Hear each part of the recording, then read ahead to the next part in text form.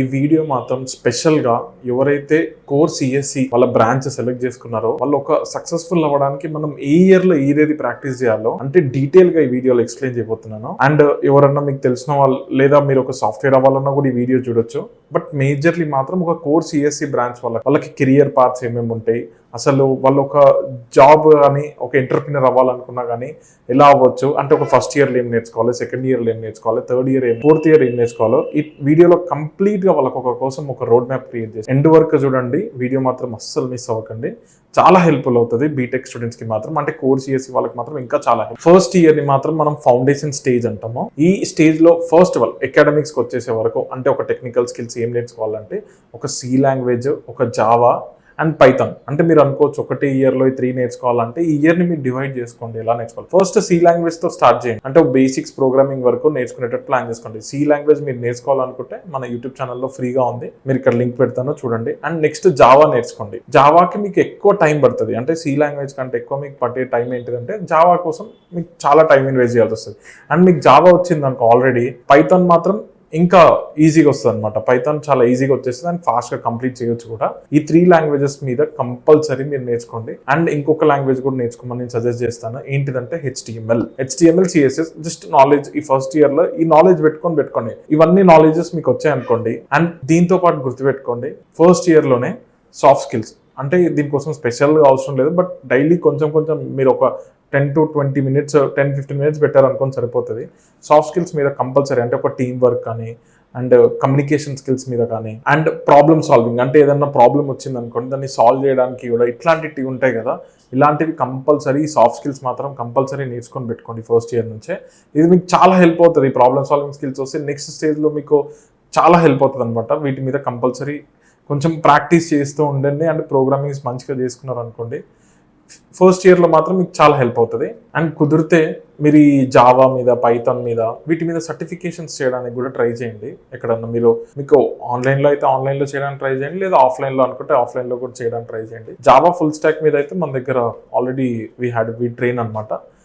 అంటే బీటెక్ స్టూడెంట్స్కి ఏంటంటే నైట్ టైం క్లాసెస్ కోసం ఈవినింగ్ 7 to 9 ఉంటుంది. బీటెక్ స్టూడెంట్స్ వాళ్ళు ఎవరన్నా మీరు జావా ఫుల్ స్టాక్ నేర్చుకోవాలనుకుంటే మాత్రం మీరు మన నెంబర్కి ఎండ్లో కానీ మన వెబ్సైట్లో కనిపిస్తున్న నెంబర్కైనా కాంటాక్ట్ అవ్వండి, వాళ్ళు హెల్ప్ చేస్తారు. లేదా మీరు ఎక్కడన్నా యూట్యూబ్ ఛానల్కి వెళ్ళైనా చూసి నేర్చుకోవడానికి ట్రై చేయండి. అండ్ ఇంకోటి ఏంటంటే ఇక్కడ మీకు ఎక్కువ ఈ 3 టెక్నాలజీస్ నేర్చుకున్నారు కదా, వేటి మీద ఎక్కువ ఇంట్రెస్ట్ ఉందో కూడా తెలుసుకోవాలి. అంటే మీకు ఫ్యూచర్లో ఏఎంఎల్ అంటే ఆర్టిఫిషియల్ ఇంటెలిజెన్స్ సైడ్ వెళ్ళాలనుకుంటున్నారా, లేదా డేటా సైన్స్ సైడ్ వెళ్ళాలనుకుంటున్నారా, లేదా సాఫ్ట్వేర్ సైడ్ ఉండాలనుకుంటున్నారా, వేటి మీద మీరు ఇంట్రెస్ట్ ఎక్కువ అనిపిస్తుందో అది ఫస్ట్ ఇయర్లోనే మీరు సెలెక్ట్ చేసుకోండి అనమాట. దాన్ని బట్టి మీరు సెకండ్ ఇయర్ నుంచి జర్నీ చేయాల్సి వస్తుంది. వీటి మూడింటి గురించి మీరు డీప్ గా తెలుసుకోండి. అండ్ నెక్స్ట్ సెకండ్ ఇయర్ లో ఏంటంటే వీటి మీద మీరు నాలెడ్జ్ కూడా దాన్ని బట్టి మీరు నాలెడ్జ్ గెయిన్ చేసుకోవాల్సి వస్తుంది. సెకండ్ ఇయర్ లో మనం సెకండ్ ఇయర్కి వెళ్తున్నాం, ఇప్పుడు ఫస్ట్ ఇయర్ అయిపోయింది కాబట్టి సెకండ్ ఇయర్కి వెళ్తున్నాం. సెకండ్ ఇయర్ లో ఏమేమి నేర్చుకోవాలంటే దీన్ని మనం సెకండ్ ఇయర్ ఏమంటామంటే స్కిల్ బిల్డింగ్ స్టేజ్. అంటే ఇక్కడ మీరు కంపల్సరీ మీకు ఆల్రెడీ ప్రోగ్రామింగ్ లాంగ్వేజ్ వచ్చు, ఇక్కడ మీరు ఏం చేయాలి, డిఎస్సి నేర్చుకోవాలి కంపల్సరీ, అంటే డేటా స్ట్రక్చర్స్ అండ్ అల్గరిథమ్స్. ఇప్పుడు మీరు మెషిన్ లెర్నింగ్ అట్ సైడ్ వెళ్ళాలనుకుంటే మాత్రం పైథాన్తో నేర్చుకోండి. అదే మీరు సాఫ్ట్వేర్ సైడ్ ఉండాలనుకుంటున్నారు, బిగ్ డేటా వీటి మీద ఉండాలనుకుంటే మాత్రం జావా సైడ్ నేర్చుకోండి. అంటే మీకు డిఎస్సి విత్ జావా అని ఉంటుంది. ఆ కోర్స్ కూడా మన దాంట్లో ఫ్రీగా ఉంటుంది యూట్యూబ్ ఛానల్లో, నేను ఇక్కడ లింక్ పెడుతున్నాను. ఈ డిఎస్సి మాత్రం కంపల్సరీ నేర్చుకోండి. ఎందుకంటే ఈ డిఎస్సి వల్ల ఏమవుతుందంటే కొన్ని ఉంటాయి కదా, లాజిక్ బిల్డింగ్ కానీ ఇట్లాంటి ప్రాబ్లమ్ సాల్వింగ్ కానీ ఇలాంటివి మీకు చాలా ఈజీ అవుతాయి అనమాట. అందుకే డిఎస్సి మస్ట్ అండ్ షుడ్ నేర్చుకోవాలి సెకండ్ ఇయర్లో. అండ్ పైథాన్, జావా అనేది మీరు ఇక్కడ నుంచి సెలెక్ట్ చేసుకోవాలన్నమాట.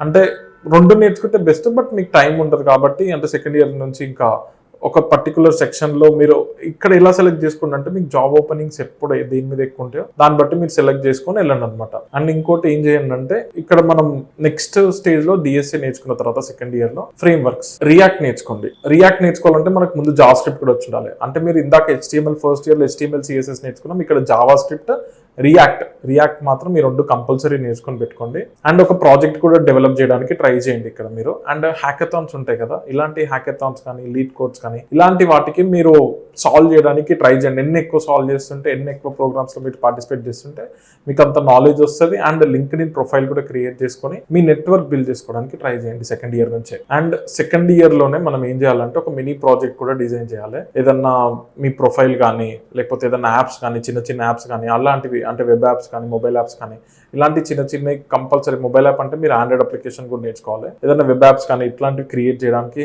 ట్రై చేయండి అండ్ చేయాలి కంపల్సరీ. సెకండ్ ఇయర్ చేస్తేనే ఇవి ఉన్నాయి అనుకోండి, దీన్ని పట్టుకొని మీరు ఇంటర్న్షిప్ అప్లై చేయాలి. సెకండ్ ఇయర్ నుంచి ఇంటర్న్షిప్ అప్లై చేసుకుంటే ఏమవుతుందంటే, అంటే కొన్ని కంపెనీస్కి మీరు ఆల్రెడీ లింక్డ్ఇన్ నెట్వర్క్ ఇవన్నీ మెయింటైన్ చేస్తారు కాబట్టి దీంతో పాటు మీరు ఒక ప్రాజెక్ట్స్ చేసుకొని మీ సీవీలో పెట్టుకొని ఇంటర్న్షిప్ అప్లై చేయడం స్టార్ట్ చేయాలి. ఇక్కడ నుంచి ఇంటర్న్షిప్ అప్లై చేయడం స్టార్ట్ చేస్తే మీకు కొంచెం వచ్చే ఛాన్సెస్ ఎక్కువ ఉంటాయి. ప్రాజెక్ట్ లేకుండా అప్లై చేస్తే కొంచెం తక్కువ ఛాన్సెస్ ఉంటాయి. ప్రాజెక్ట్తో పాటు అప్లై చేశారు అనుకోండి, కొంచెం ఇంటర్న్షిప్ వచ్చే ఛాన్సెస్ కూడా మీకు ఎక్కువ ఉంటాయి. టీసీఎస్లో కానీ ఇన్ఫోసిస్లో వీళ్ళు తీసుకునే ఛాన్సెస్ కూడా ఎక్కువ ఉంటాయి అనమాట. అండ్ నెక్స్ట్ మనం థర్డ్ ఇయర్లోకి ఎంటర్ అవుదాం.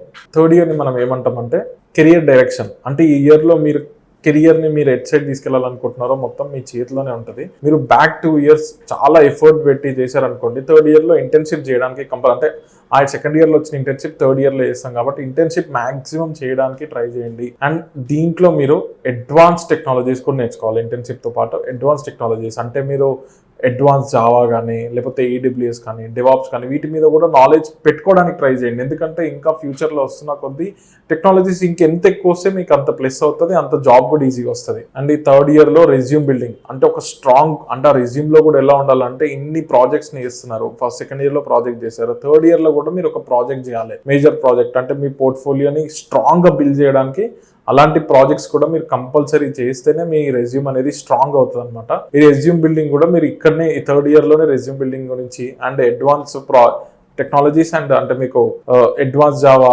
డెవాప్స్ ఇలాంటివి కొంచెం డెవాప్స్ కూడా నేర్చుకొని పెట్టుకోండి. ఎందుకంటే మీరు 4th year అయిపోయే లోపు ఇంకా టెక్నాలజీస్ చాలా ఇవాల్వ్ అవుతాయి కాబట్టి అది కూడా నేర్చుకొని పెట్టుకోండి. అండ్ మీకు ఎంత యూజ్ అవుతుంది అంటే దీంట్లో ప్రాజెక్ట్స్ చేసి పెట్టుకున్నారు అనుకోండి, మీకు రెజ్యూమ్ బిల్డింగ్ కూడా దీంట్లో ఈ ఇయర్లో నేర్చుకున్నారు అనుకోండి, మీకు చాలా యూజ్ అవుతుంది థర్డ్ ఇయర్ని ఇలా మొత్తం మీరు ఒక కెరియర్కి రెడీ అయ్యేటట్టు, నెక్స్ట్ ఇంటర్వ్యూకి సక్సెస్ అయ్యేటట్టు ఎవ్రీథింగ్ మీ రెజ్యూమ్లో బిల్డ్ చేసుకొని దీంట్లో క్రియేట్ చేసి పెట్టుకున్నారు అనుకోండి, 4th yearలో మీకు చాలా తగ్గుతుంది అనమాట. అందుకే థర్డ్ ఇయర్లో ఇవన్నీ చేసి పెట్టేసుకోండి. 4th year ఏంటంటే మీకు మేజర్ ప్రాజెక్ట్ అవి కూడా ఉంటాయి కాబట్టి కొంచెం టైం తక్కువ ఉంటుంది. అందుకోసం థర్డ్ ఇయర్లో ఇవన్నీ మీరు నాలెడ్జ్ గెయిన్ చేసి పెట్టుకున్నారు అనుకోండి, నెక్స్ట్ మనం 4th yearకి ఎంటర్ అవుదాం. అండ్ థర్డ్ ఇయర్లో మీరు అటెండ్ అంటే ఈవెంట్స్ ఉంటాయి కదా, హ్యాకథాన్ లాంటి ఈవెంట్స్ కానీ ఇంకేదైనా ప్రోగ్రామింగ్ గురించి ఈవెంట్స్, టెక్నికల్ మీద ఈవెంట్స్ ఉంటాయి అనమాట. ఆ ఈవెంట్స్ అటెండ్ అవ్వడానికి కూడా ట్రై చేయండి. థర్డ్ ఇయర్లో ట్రై చేయండి.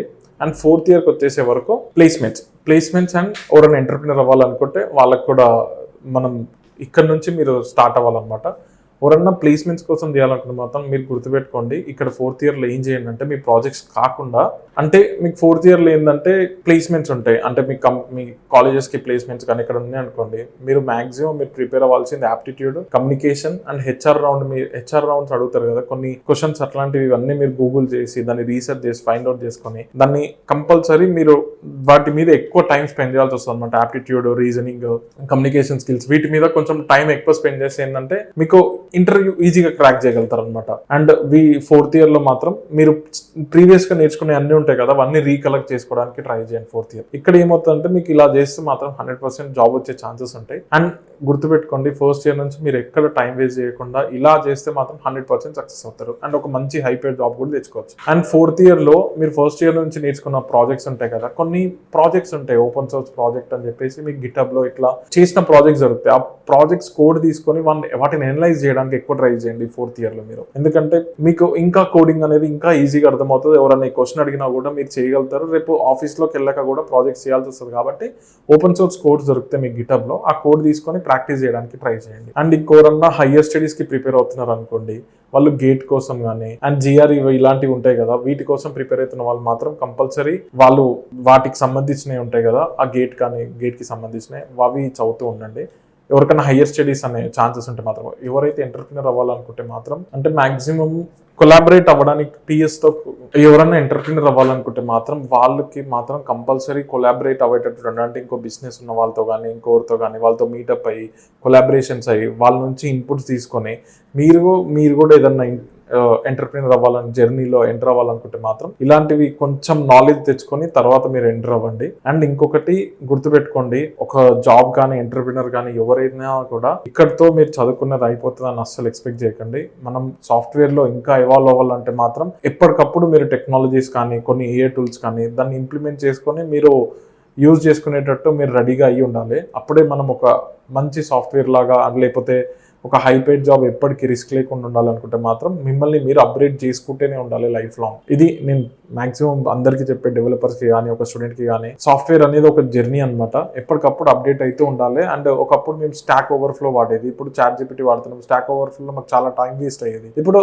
ChatGPT ఇట్లాంటి rewrite.al డెవిన్ వల్ల వీళ్ళు మొత్తం మాకు యూజ్ అవుతుంది అనమాట. అంటే దాన్ని ఇష్యూ వచ్చినా కూడా మేము ఫాస్ట్గా చేయగలుగుతున్నాం. అలాంటి టెక్నాలజీస్ వచ్చినప్పుడు మీరు దాన్ని ఎవాల్వ్ చేసుకునేటట్టు ఉండాలన్నమాట. అండ్ కొంచెం అప్గ్రేడ్ అయ్యేటట్టు ఉండాలి మిమ్మల్ని మీరు కూడా. అలా చేసుకుంటే మంచి ఒక సక్సెస్ఫుల్ అవుతారు లైఫ్లో కూడా. And thank you guys, all the best.